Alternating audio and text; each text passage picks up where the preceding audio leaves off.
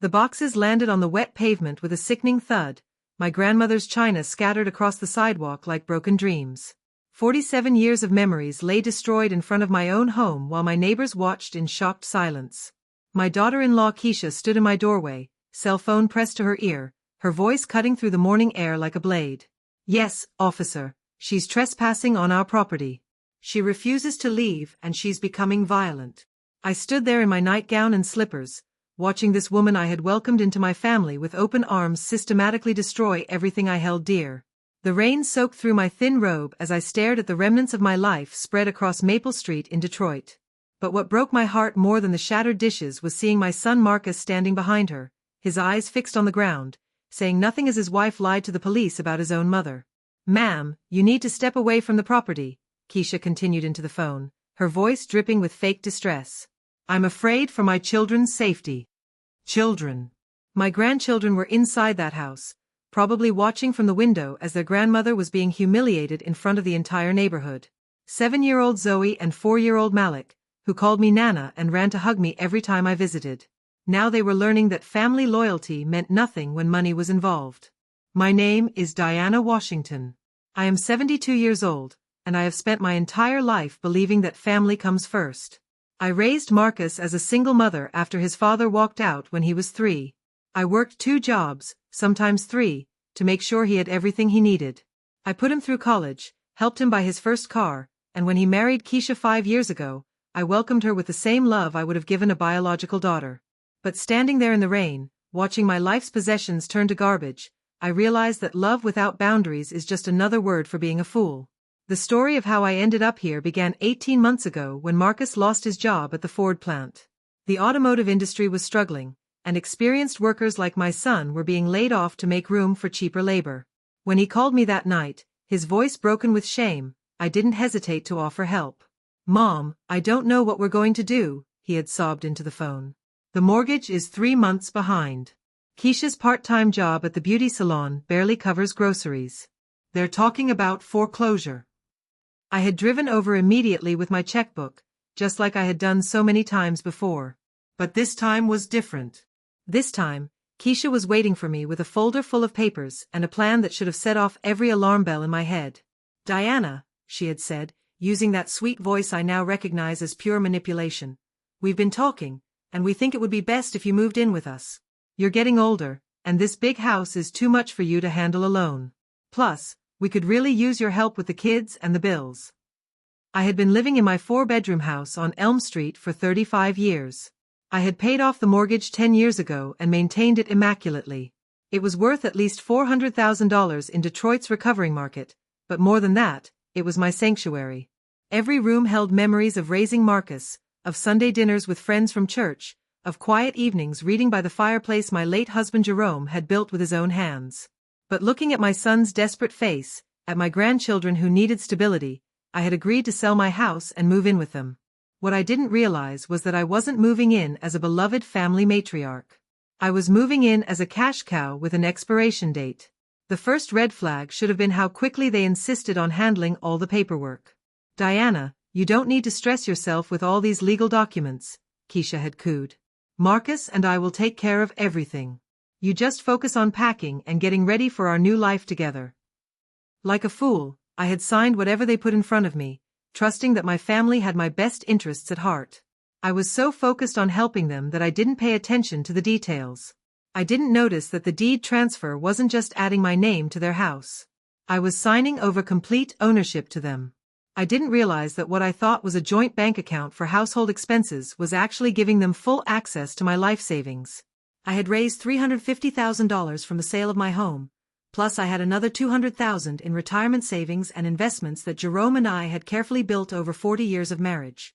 $500,000 that I thought would secure my golden years and provide a safety net for my family had instead become their opportunity to start fresh without the burden of a grateful mother-in-law. The first few months living with them had been pleasant enough.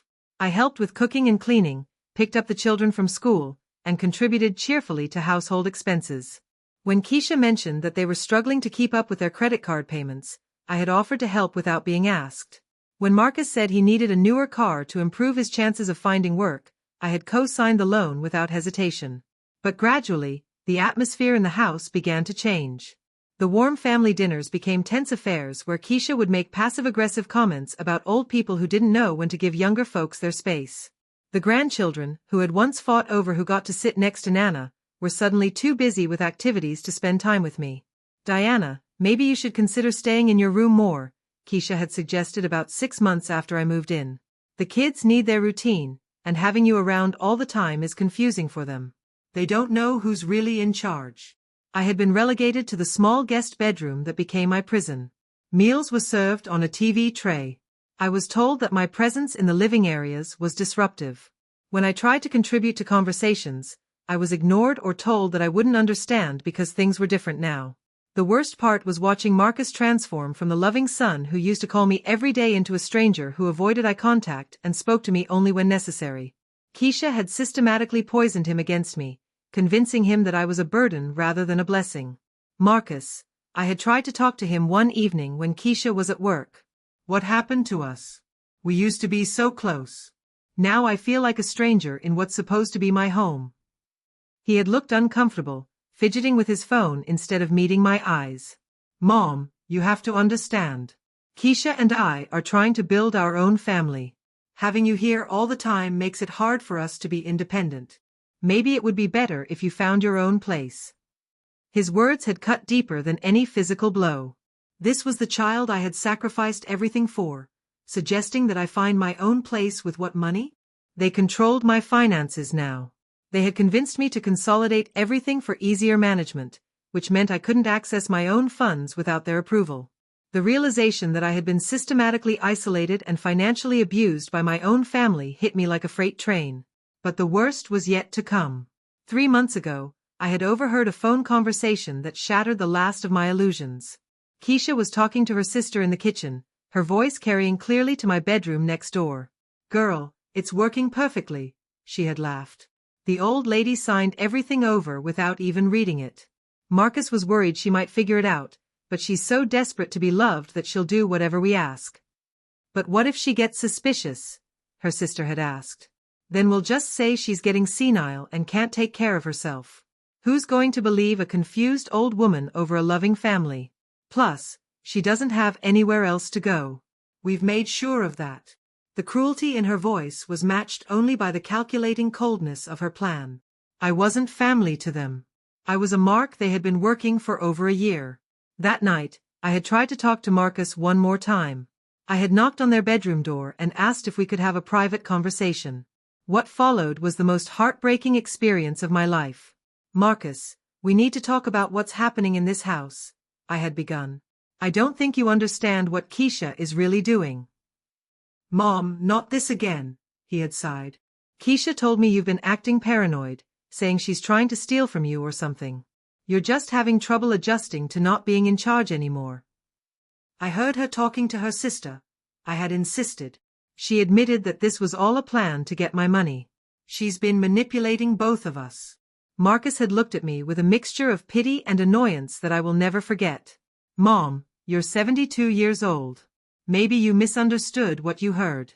Maybe it's time to consider that you might need more help than we can provide at home. The implicit threat was crystal clear.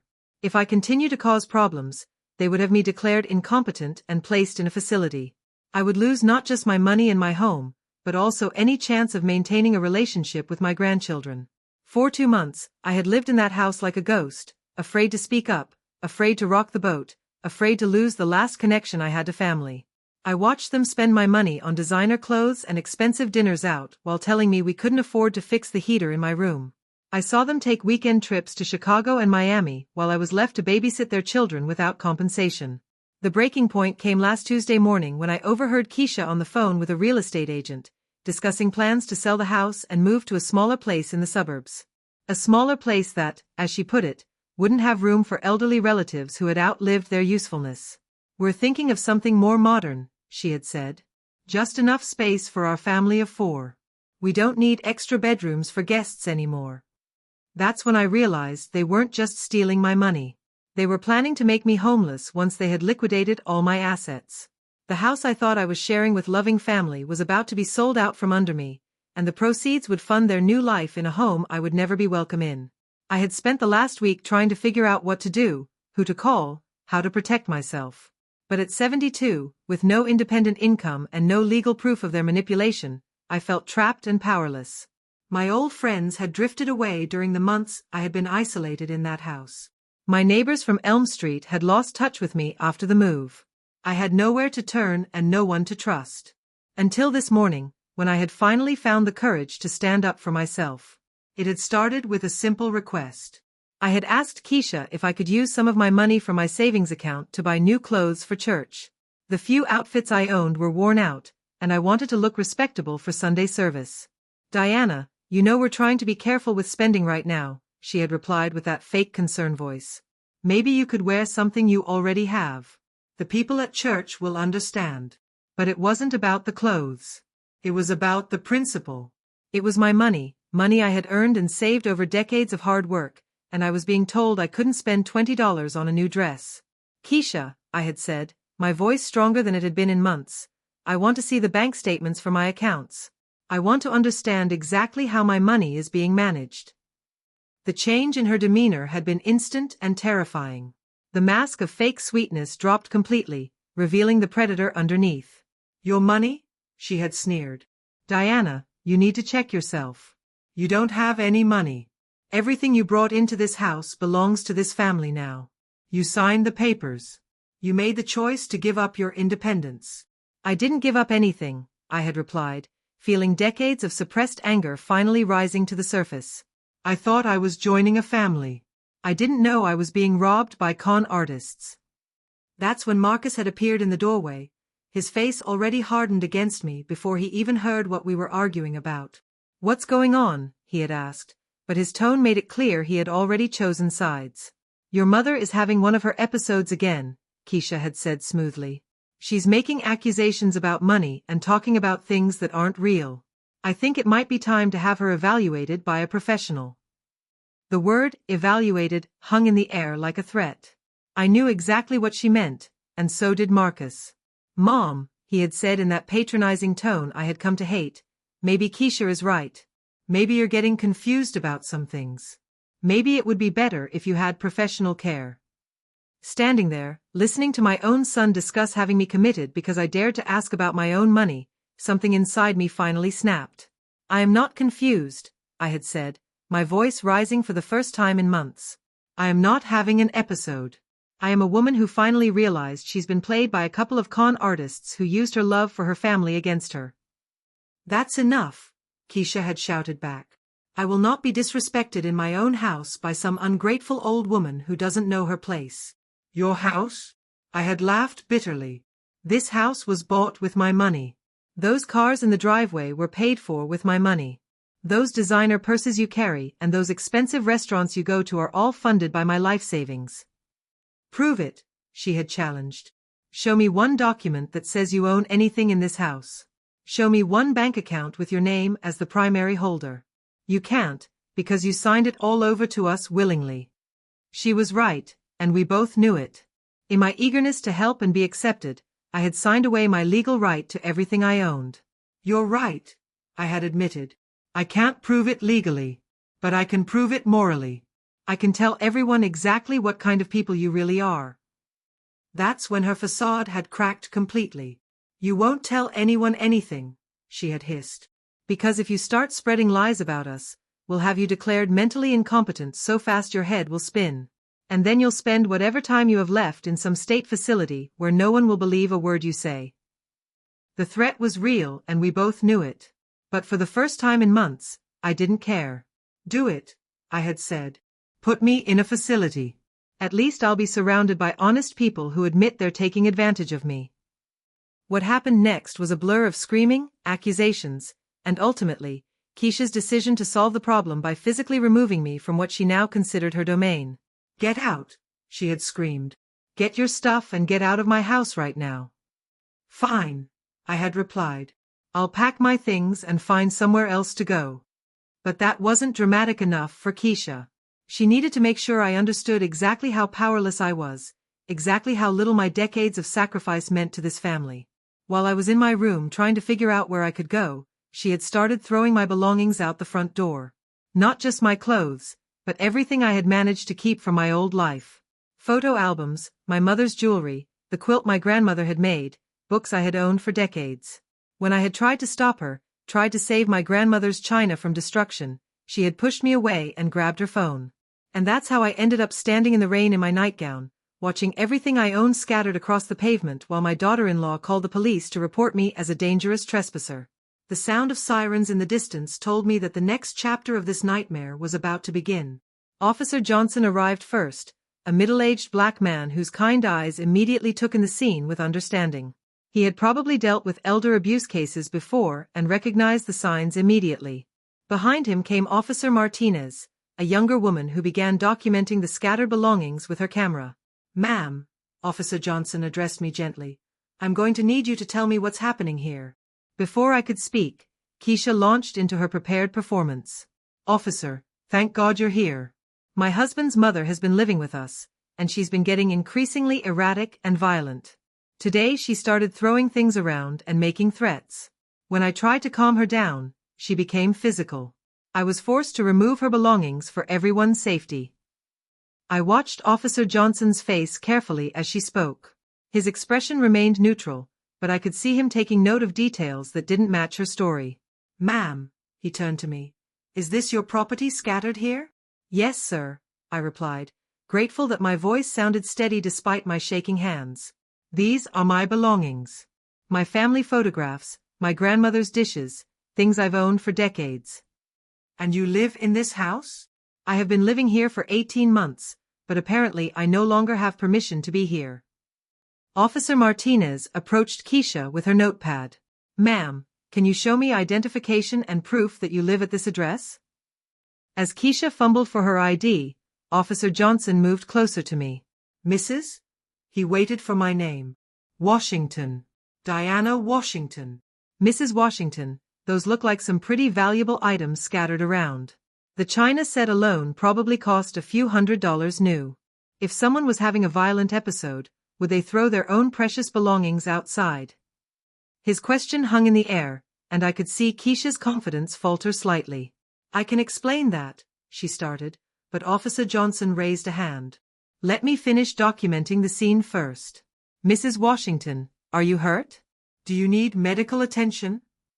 "No, sir, just wet and cold." "Officer Martinez, can you get Mrs. Washington a blanket from the car?" As the young officer draped a blanket around my shoulders, more neighbors began to gather. Mrs. Chen from next door, who had always been friendly during my visits, looked horrified at the scene. "Diana," she called out. "What's happening? Are you all right?" "I'm fine, Mrs. Chen. Just learning some hard lessons about family." Officer Johnson was now examining some of the scattered items more carefully. He picked up a framed photo of me with Marcus at his college graduation, then another of me holding baby Zoe at the hospital. "Mrs. Washington, these photos suggest you've been part of this family for a long time." "Yes, sir. Marcus is my son. Those are my grandchildren. And where is your son now?" That's when Marcus finally appeared in the doorway, looking like he wished he could disappear entirely. "Sir," Officer Johnson addressed him, "can you please step outside and join this conversation?" Marcus approached reluctantly, his eyes fixed on the ground. "Mr. Hughes. Marcus Hughes." "Mr. Hughes, this lady says she's your mother. Is that correct?" "Yes, sir. And she's been living in your home?" "Yes, sir." "Can you explain why your mother's belongings are scattered across the street?" Marcus glanced at Keisha, clearly looking for guidance on what to say. My wife felt that my mother was becoming difficult to manage. There was an argument about money, and things got heated. "Who threw the belongings outside?" Another glance at Keisha, who was now looking significantly less confident. "My wife did, sir. But it was because she felt threatened." Officer Johnson nodded slowly. "Mr. Hughes, your mother appears to be a 70-something-year-old woman in a nightgown. Your wife appears to be a healthy woman in her 30s. Can you help me understand what kind of threat your mother could have posed that would require throwing her possessions into the street?" The absurdity of the situation was becoming clear to everyone present, including Marcus. She was asking questions about money that made my wife uncomfortable. "What kind of questions?" She wanted to see bank statements. She was accusing us of stealing from her. And is there any truth to those accusations? The silence that followed was deafening. Marcus looked like a man caught between two impossible choices, and for a moment, I saw a flicker of the son I had raised. My mother sold her house when she moved in with us, he admitted quietly. The money was supposed to help with household expenses. And who controls that money now? We do. My wife and I. Does your mother have independent access to her own funds? Marcus's silence was answer enough. Officer Martinez had been quietly taking notes throughout this exchange. Now she approached Keisha with a more serious expression. Ma'am, earlier you reported that Mrs. Washington was trespassing and becoming violent. Based on what I'm observing and what your husband has told us, it appears that Mrs. Washington has been a legal resident of this home and that she was removed during a dispute about her own money. Would you like to revise your statement? Keisha looked around at the growing crowd of neighbors, the scattered evidence of her cruelty, and the increasingly skeptical expressions of the police officers. I want her out of my house, she said, but the fight was gone out of her voice. She's causing problems for my family. Ma'am, Officer Johnson replied firmly, you can't just throw someone's belongings in the street and call them a trespasser. If Mrs. Washington has been living here legally, she has tenant rights. If you want her to leave, you need to follow proper eviction procedures. But it's my house, Keisha protested. Actually, I spoke up for the first time since the officers arrived. I'd like to see the deed to this house. I believe if you check the records, you'll find some interesting information about who actually paid for it. Officer Johnson looked at me with renewed interest. Mrs. Washington, are you saying you have an ownership claim to this property? I'm saying I have questions about how my money was used and whether the paperwork I signed was properly explained to me. I'm also saying I'd like to speak with an attorney about my rights. The mention of lawyers caused both Marcus and Keisha to exchange worried looks. Mrs. Washington, Officer Johnson said, do you have somewhere safe to stay while you sort this out? I thought about my options. I had been so isolated for the past year that I wasn't sure who I could turn to. But then Mrs. Chen stepped forward. Diana, you can stay with my husband and me until you get things figured out. We have a spare room, and you're always welcome. The kindness of this woman, who barely knew me beyond neighborly pleasantries, stood in stark contrast to the cruelty of the family I had sacrificed everything for. Thank you, Mrs. Chen. I would be very grateful. Officer Martinez was still taking notes. Mrs. Washington, given the nature of this dispute and the financial issues involved, I'm going to recommend that you contact Adult Protective Services and consult with an elder law attorney. What happened here today raises some serious concerns about financial abuse. The words, financial abuse, hung in the air like an indictment. Marcus looked sick, and Keisha looked furious. This is ridiculous, Keisha snapped. She's a grown woman who made her own choices. No one forced her to do anything. Ma'am, Officer Johnson replied coldly, there's a difference between someone making informed choices and someone being manipulated and coerced. Mrs. Washington, would you like us to help you gather your belongings? As the officers helped me collect what could be salvaged from the wreckage of my possessions, neighbors continued to gather. Word was spreading through the community about what had happened, and the support was overwhelming. Mrs. Patterson from down the street brought me a coat. Mr. Williams offered to store my damaged furniture until I could decide what to do with it. The contrast between this outpouring of community support and the cold cruelty of my own family was not lost on anyone present. As we loaded my salvageable belongings into Mrs. Chen's car and Officer Martinez's patrol vehicle, I turned to look at Marcus one last time. He was standing in the doorway next to his wife, but for the first time since this nightmare began, he was looking directly at me. Marcus, I said, loud enough for everyone to hear, I want you to remember this moment. I want you to remember the day you chose a con artist over the woman who gave up everything to raise you. I want you to remember the day you stood silent while your wife destroyed your children's heritage and your mother's dignity. His face crumpled, and for a moment I thought he might speak, might finally stand up for what was right. Instead, he turned and walked back into the house. Mrs. Washington, Officer Johnson approached with a business card. This is the number for Adult Protective Services, and this is a legal aid organization that specializes in elder abuse cases. I strongly recommend you contact both of them first thing Monday morning. As we drove away from the house that had been my prison for over a year, I felt something I hadn't experienced in months. Hope. Not because my situation had improved, not because I had somewhere to go or money to live on, but because for the first time in too long, I had remembered who I was. I was Diana Washington, a woman who had survived poverty, racism, single motherhood, and the death of her beloved husband. I had raised a son, built a career, owned a home, and created a life of dignity and independence. And I'd be damned if I was going to let anyone, even my own family, take that away from me. Mrs. Chen's guest room was small but clean, with a window that looked out on her backyard garden. As I unpacked what remained of my belongings, I found myself thinking not about what I had lost, but about what I was going to do next. The business cards Officer Johnson had given me were propped against the mirror, reminders that I wasn't as powerless as Keisha wanted me to believe. Tomorrow was Saturday, but Monday I would begin the process of fighting back. That evening, as Mrs. Chan and I sat in her kitchen drinking tea, she asked the question I had been avoiding. Diana, what are you going to do now? I thought about it for a long moment, feeling the weight of uncertainty but also the lightness of freedom. I'm going to get my life back, I said simply. And I'm going to make sure this doesn't happen to anyone else. Little did I know that this was just the beginning of the most important battle of my life. Monday morning arrived gray and cold, but I woke up with more energy than I had felt in months. Mrs. Chen had lent me some clothes that fit reasonably well, and for the first time in over a year, I was preparing to leave the house with a sense of purpose rather than dread. My first call was to Adult Protective Services. The intake worker, a woman named Sandra Williams, listened to my story with professional sympathy and scheduled a home visit for the following day. Mrs. Washington, she had said, what you're describing fits a classic pattern of financial abuse by family members. We see this more often than people realize. The good news is that there are legal remedies available, but we'll need to document everything carefully. My second call was to the Legal Aid Office.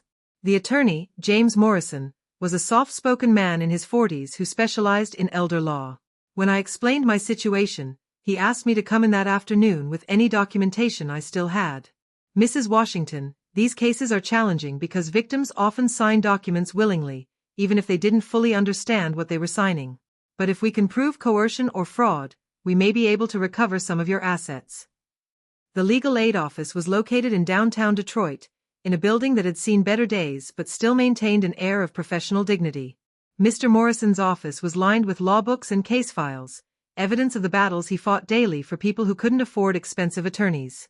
Tell me everything, he said, pulling out a yellow legal pad. Start from the beginning and don't leave out any details, no matter how small they might seem. For 2 hours, I recounted the entire story. Marcus losing his job, the pressure to sell my house, the gradual isolation, the overheard phone conversations, and finally the confrontation that led to my belongings being thrown into the street. Mr. Morrison took notes throughout, occasionally asking clarifying questions or requesting specific dates and amounts. Mrs. Washington, he said when I finished, based on what you've told me, I believe we have grounds for several legal actions. First, we can challenge the property transfer as fraudulent if we can prove you were coerced or misinformed about what you were signing. Second, we can file for recovery of your liquid assets if we can demonstrate they were obtained through elder abuse. Third, we can pursue criminal charges for theft and fraud. The possibility of criminal charges caught my attention immediately. What would that mean for Marcus? Mr. Morrison's expression grew serious. Mrs. Washington, I need you to understand something. Your son may be as much a victim as you are, manipulated by his wife into participating in something he didn't fully understand. But he's also an adult who made choices that hurt you financially and emotionally. If we pursue this case aggressively, he could face serious consequences. The weight of that possibility settled over me like a heavy blanket. Despite everything that had happened, Marcus was still my son. The thought of him facing criminal charges because of his wife's manipulation was almost unbearable. What if I just want my money back? What if I don't want to destroy his life? That's your choice to make, and it's one you don't have to make today. Let's start by gathering evidence and building our case. We can always decide later how far to pursue it. He handed me a folder with several forms to complete and a list of documents we would need to obtain. I'm going to request bank records, property transfer documents, and any other paperwork related to your financial arrangements with your son and daughter-in-law. I'm also going to recommend that we hire a private investigator to document their current spending patterns and lifestyle. A private investigator. The idea seemed surreal, like something from a television show rather than my real life. That evening, back in Mrs. Chen's guest room, I spread the legal papers across the small desk and began the overwhelming task of documenting my life. Bank statements, insurance policies, investment records, anything that could help prove what I had owned before moving in with Marcus and Keisha. The picture that emerged was even worse than I had realized. Not only had they gained control of the money from my house sale and my savings accounts, but they had also cashed out my retirement investments and taken loans against my life insurance policy.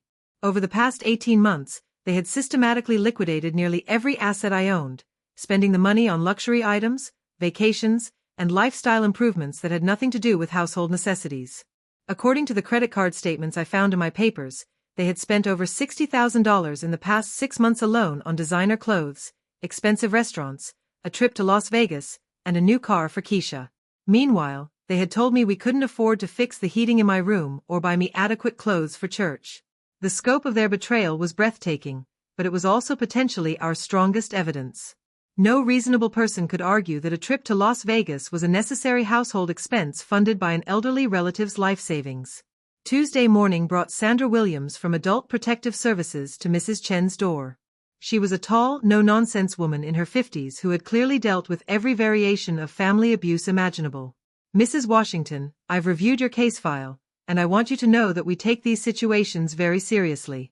Financial abuse of seniors is a growing problem, and family members are the perpetrators in about 90% of cases.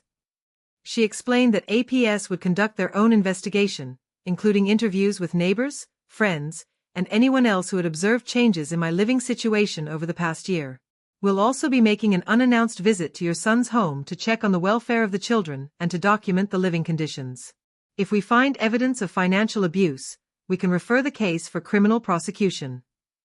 The mention of the children reminded me of another painful aspect of this situation.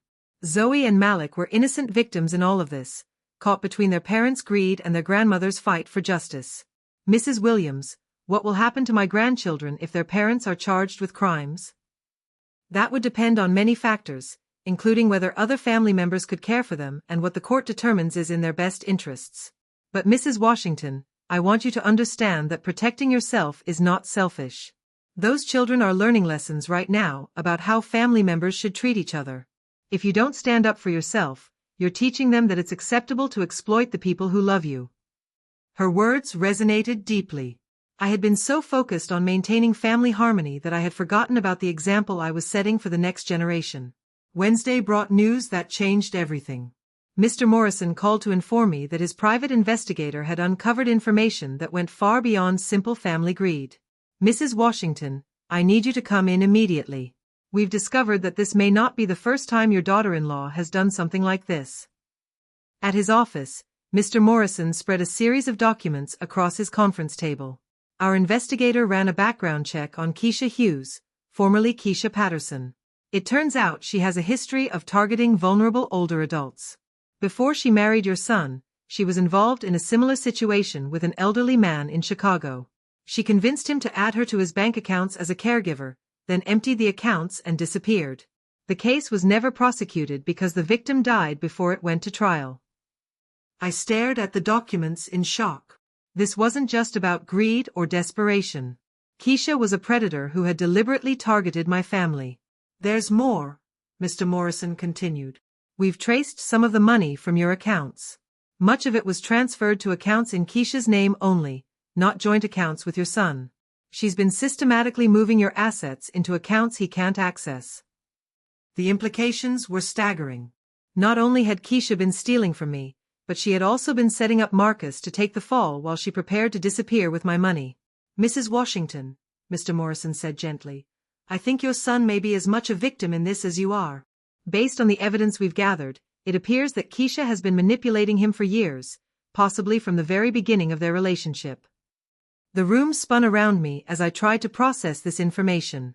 The woman I had welcomed into my family, the woman I had trusted with my grandchildren, was a professional con artist who had targeted my family specifically for financial gain. How long do you think she's been planning this? I asked, my voice barely above a whisper. Based on the timeline and the Chicago case, I'd estimate she's been working on this scheme for at least 3 years, possibly longer. The job loss that precipitated your move may not have been as accidental as it appeared. The investigator's report painted a picture of calculated manipulation that was both impressive and terrifying in its scope. Keisha had researched my family thoroughly before pursuing Marcus. She knew about my property, my savings, my close relationship with my son. She had crafted her entire persona to appeal to what she thought Marcus needed, a strong, ambitious woman who could help him build a better life. Mr. Morrison, does Marcus know about any of this? We don't believe so. All the evidence suggests that he thinks he's in a legitimate marriage with a woman who's helping him provide for his family. He may not even realize how much money has been moved around or where it's gone. This revelation changed everything. Instead of being angry at my son for choosing greed over family, I now had to confront the possibility that he was as much a victim of Keisha's manipulation as I was. What do we do now? We have several options. We can pursue criminal charges against Keisha immediately, which would likely result in her arrest and the freezing of any accounts she controls. We can try to recover as much of your money as possible through civil action. Or we can approach your son directly with this evidence and see if he's willing to cooperate in exposing his wife's crimes. The thought of approaching Marcus directly was both appealing and terrifying. What if he didn't believe the evidence? What if he was more involved than Mr. Morrison thought? What if Keisha had already poisoned him so thoroughly against me that he would refuse to listen? I need time to think about this, I said finally. Of course. But Mrs. Washington, I need to warn you about something. If Keisha realizes that we're investigating her, she might decide to disappear sooner rather than later. We have evidence that she's been liquidating assets and moving money in ways that suggest she's preparing for a quick exit. The urgency in his voice was unmistakable. If I was going to act, it had to be soon. That evening, I sat in Mrs. Chen's backyard, watching the sunset and trying to make the most important decision of my life. Should I expose Keisha immediately and risk destroying my relationship with Marcus forever? Should I try to approach him first and risk giving her time to escape with my money? Or should I wait and gather more evidence, potentially allowing her to complete whatever exit strategy she had planned? Mrs. Chen found me there an hour later, tears streaming down my face. Diana, what's wrong? Did something happen with the lawyer? I told her everything. The background check, the evidence of previous crimes, the possibility that Marcus was as much a victim as I was. My dear, she said, settling into the chair beside me, you're facing an impossible choice. But let me ask you this, what would you want someone to do if it were your grandson being manipulated by a criminal? Her question cut straight to the heart of the matter. If Zoe or Malik were in danger, I wouldn't hesitate to act, regardless of the personal cost. You're right, I said. I have to protect my son, even if he doesn't understand that he needs protection. Thursday morning, I called Mr. Morrison with my decision. I want to approach Marcus directly, but I want to do it carefully. Can you arrange for us to meet somewhere neutral, somewhere Keisha won't be present? I can do better than that, he replied. Our investigator has been monitoring their routines. Keisha has a standing appointment at a high-end spa downtown every Thursday afternoon that lasts about 3 hours. She pays for these appointments with money from your accounts, by the way. If we time it right, we can approach Marcus at home when she's not there. The irony that she was using my money to pamper herself while planning to disappear was almost too much to bear. That afternoon, Mr. Morrison, Sandra Williams from APS, and I drove to the house that had been my prison for over a year. The investigator had confirmed that Keisha had left for her spa appointment and that Marcus was home alone with the children. Walking up to that front door took every ounce of courage I possessed. The last time I had been here, my belongings were scattered across the lawn and I was being threatened with arrest. Marcus answered the door looking haggard and tired. When he saw me, his expression cycled through surprise, guilt, and resignation. Mom, what are you doing here? If Keisha comes back and finds you here, there's going to be another scene. Marcus, we need to talk. This is Mr. Morrison, my attorney, and Ms. Williams from Adult Protective Services. We have information about Keisha that you need to see. For a moment, I thought he was going to close the door in our faces. But something in my voice or my expression must have convinced him that this was serious. The kids are napping, he said finally. We can talk in the kitchen, but it has to be quick. We sat around the same table where I had eaten so many uncomfortable meals over the past year. Mr. Morrison spread the investigative report across the surface, along with bank statements and background check results. Mr. Hughes, he began, we've uncovered evidence that suggests your wife has been systematically defrauding your mother and potentially you as well. Marcus's first reaction was defensive. That's ridiculous. Keisha loves this family. Everything she's done has been to help us build a better life. Mr. Hughes, please look at these documents before you make any judgments. For the next 20 minutes, Mr. Morrison walked Marcus through the evidence. The previous victim in Chicago. The secret accounts in Keisha's name only. The pattern of asset liquidation that suggested preparation for flight. I watched my son's face as the reality of his situation became clear. The denial slowly gave way to confusion, then to horror, and finally to a rage I had never seen in him before. You're telling me that my wife is a criminal? That our entire relationship has been based on her plan to steal from my mother? The evidence strongly suggests that, yes. Marcus put his head in his hands and was quiet for a long time. When he finally looked up, his eyes were filled with tears. Mom, I am so sorry. I should have listened to you. I should have protected you instead of choosing her side. The apology I had been waiting to hear for over a year brought me no satisfaction. Instead, I felt only sadness for the pain my son was experiencing. Marcus, we don't have time for apologies right now. If this information is correct, Keisha is planning to disappear soon. We need to figure out how to protect you and the children. The children, he whispered. Oh God, what's going to happen to my kids? Sandra Williams leaned forward. Mr. Hughes, if you're willing to cooperate with our investigation, we can work to minimize the impact on your family. But we need to act quickly. What do you need me to do? Mr. Morrison pulled out another set of documents. We need you to sign these papers authorizing us to freeze any accounts that Keisha controls. We also need you to help us locate any assets that might have been hidden or transferred. But if I do that, she'll know that I've betrayed her. What if she tries to take the kids and run? It was a valid concern. If Keisha realized that her scheme had been discovered, she might decide that her best option was to disappear completely, potentially taking Zoe and Malik with her. We've thought of that, Sandra Williams said. We're going to coordinate with local law enforcement to ensure that the children are protected. We can also arrange for you and the kids to stay in a safe location until this is resolved. The next hour was a whirlwind of phone calls, signatures, and planning. Marcus called his boss to request emergency leave. Sandra Williams contacted the police to explain the situation. Mr. Morrison began the process of freezing accounts and filing emergency injunctions. By the time Keisha's spa appointment was scheduled to end, we had set a trap that would expose her crimes and protect the innocent members of the family she had manipulated. Marcus picked up Zoe and Malik from their naps and explained that they were going to have a special sleepover at their grandmother's friend's house. The children were excited about the adventure, unaware that their world was about to change dramatically. As we waited at Mrs. Chen's house for news, Marcus sat beside me on the couch, holding his children close. Mom, he said quietly, how did I let this happen? How did I not see what she was doing? She's a professional, Marcus. She's had years of practice manipulating people. You couldn't have known. But I should have trusted you. You're my mother. You've never lied to me or tried to hurt me. I should have believed you when you tried to warn me. His guilt was painful to witness, but it was also a sign that the son I had raised was still there, buried under years of manipulation and lies. At 7:30 that evening, Mr. Morrison called with news. She's been arrested. When she came home and found the house empty, she immediately tried to access the accounts we had frozen. When that didn't work, she called a number we had been monitoring, presumably to activate some kind of escape plan. The police were waiting for her. The relief I felt was overwhelming, but it was mixed with concern for what came next. What happens now?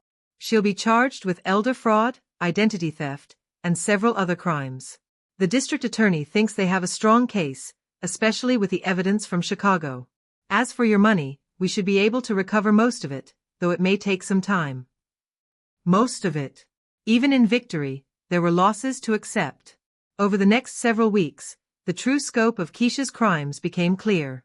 She had stolen over $400,000 from me, had racked up additional debts in Marcus's name, and had been planning to disappear within the month.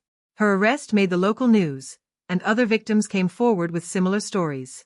Marcus threw himself into helping with the investigation, providing documents and testimony that helped prosecutors build their case. But the emotional toll on him was severe. He had to confront the fact that his marriage had been a lie, that the woman he thought he loved had been using him to hurt his own mother. "I keep thinking about all the time she convinced me to pressure you about money," he told me one evening as we watched Zoe and Malik play in Mrs. Chen's backyard. "All the time she made me choose her side over yours. I was so blind." "You weren't blind, Marcus. You were in love. Or you thought you were. She's very good at what she does." The children were adjusting to the new reality better than expected. They were happy to be spending time with their grandmother again, and they seemed to sense that the tension that had dominated their home for so long was finally gone. Keisha pled guilty to multiple charges and was sentenced to 8 years in prison. She was also ordered to pay full restitution, though Mr. Morrison warned me that actually collecting the money might prove challenging. The good news is that we've recovered about $300,000 from various accounts. It's not everything you lost, but it's enough to give you back your independence. Independence. The word felt foreign after so many months of having every decision controlled by others. Marcus had filed for divorce and was working to rebuild his life as a single father. I had been looking at apartments, trying to figure out where I wanted to live now that I was free to make my own choices again.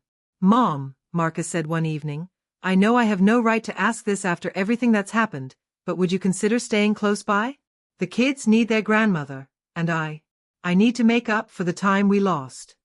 His request touched my heart, but I wasn't ready to make any commitments yet. "Marcus, we're all healing from this. Let's take it one day at a time and see how things go." 6 months after Keisha's arrest, I found a small house just 10 minutes away from Marcus's new apartment. It was nothing like the grand home I had owned before, but it was mine, and I could afford it comfortably with the money we had recovered. The house came with a large backyard, perfect for weekend visits with Zoe and Malik. It also had a spare bedroom that I decided to turn into an office. "What kind of office, Nana?" Zoe had asked as she helped me unpack boxes. "I'm thinking about starting a support group for people who have been hurt by their families the way Grandpa Marcus and I were hurt." The idea had been growing in my mind for weeks. During the investigation and trial, I had met other victims of elder abuse, people whose stories were heartbreakingly similar to mine. Many of them felt isolated and ashamed, convinced that they were the only ones who had been betrayed by people they trusted. "That sounds like important work," Marcus said. He had been helping me move, trying in small ways to repair the damage that had been done to our relationship. The support group met for the first time on a Tuesday evening in September. 7 people showed up, ranging in age from 62 to 85. Their stories varied in details, but the patterns were depressingly similar. Adult children who had gained control of finances and used them inappropriately. Family members who had isolated elderly relatives and manipulated them emotionally. Grandparents who had been cut off from grandchildren unless they provided financial support. "The hardest part," said Margaret, a 78-year-old woman whose daughter had stolen her retirement savings, "is feeling like it's your fault. Like you should have known better." "That's exactly what they want us to feel," I replied. "Shame keeps us quiet. Shame prevents us from asking for help." But the truth is, we were victimized by people who knew exactly how to exploit our love for them. The group grew steadily over the following months. We met weekly, sharing stories, offering support, and connecting people with legal and social services resources. Word spread through churches, community centers, and senior services agencies. One evening, almost a year after Keisha's sentencing, Marcus brought the children by for dinner. As we sat around my small dining room table, sharing a meal I had cooked in my own kitchen, I realized how far we had all come. "Mom," Marcus said as I served dessert, "I want to thank you for not giving up on our family. A lot of people would have walked away after what happened." Family isn't about perfection, Marcus. It's about love, forgiveness, and choosing to do better. Zoe looked up from her ice cream. "Nana, what happened to the bad lady who hurt you?" It was a question she had asked several times, trying to make sense of why her mother was no longer part of their lives. "She's in a place where she can't hurt anyone else, sweetheart. And she's hopefully learning how to make better choices."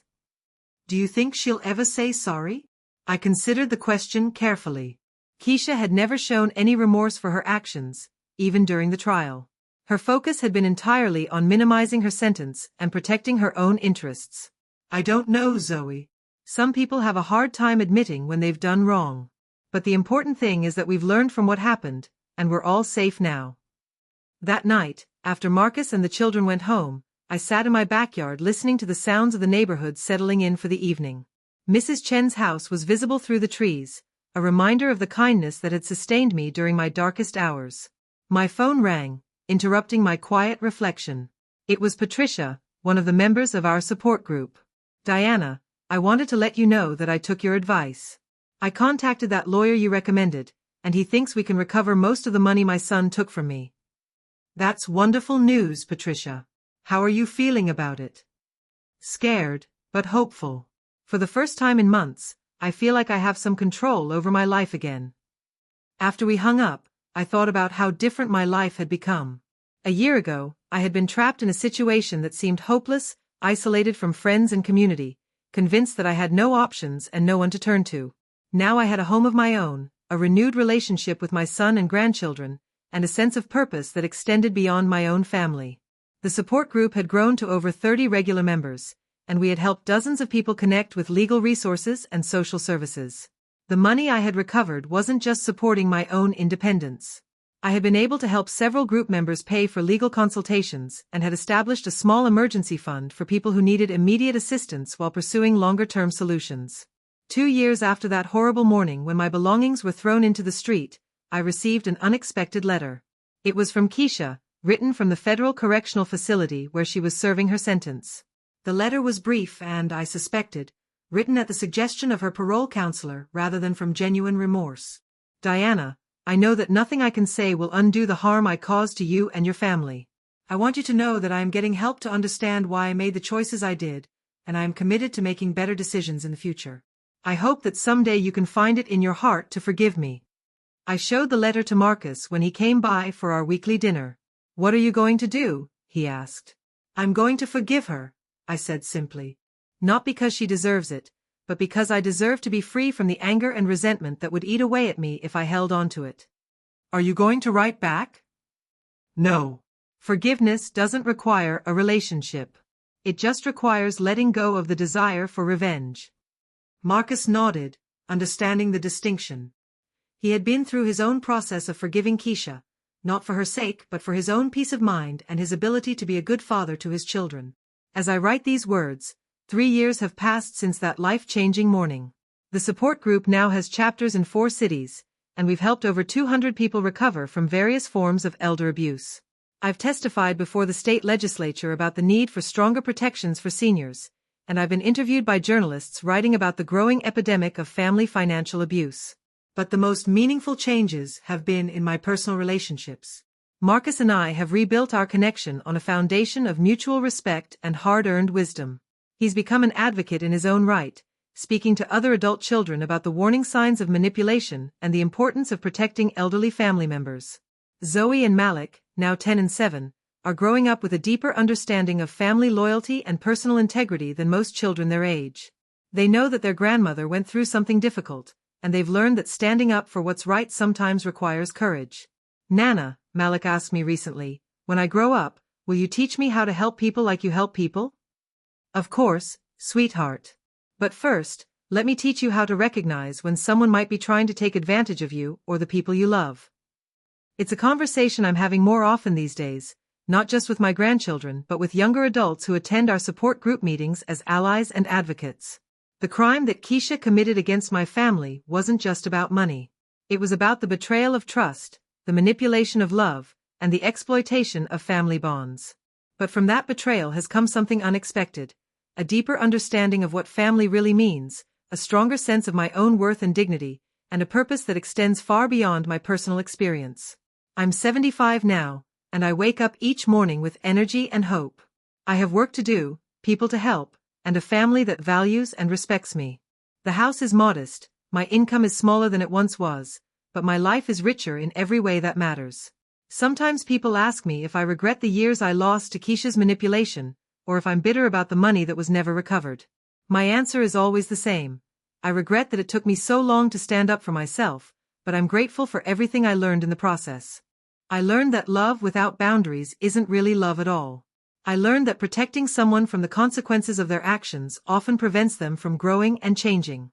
I learned that it's never too late to reclaim your dignity, your independence, and your right to be treated with respect. Most importantly, I learned that surviving betrayal doesn't make you bitter if you choose to use your experience to help others. Every person who finds the courage to leave an abusive situation, every family that learns to communicate honestly about money and expectations, every elder who refuses to accept mistreatment makes the pain I endured worthwhile. This morning, I'm expecting a visit from a new support group member, a 70-year-old man whose stepchildren have convinced him to sign over his house. He's scared, confused, and convinced that he has no options. I'll sit with him in my small living room, pour him a cup of coffee, and tell him the same thing I tell everyone who walks through my door: you are not powerless. You are not alone. And it's never too late to fight for the respect and dignity you deserve.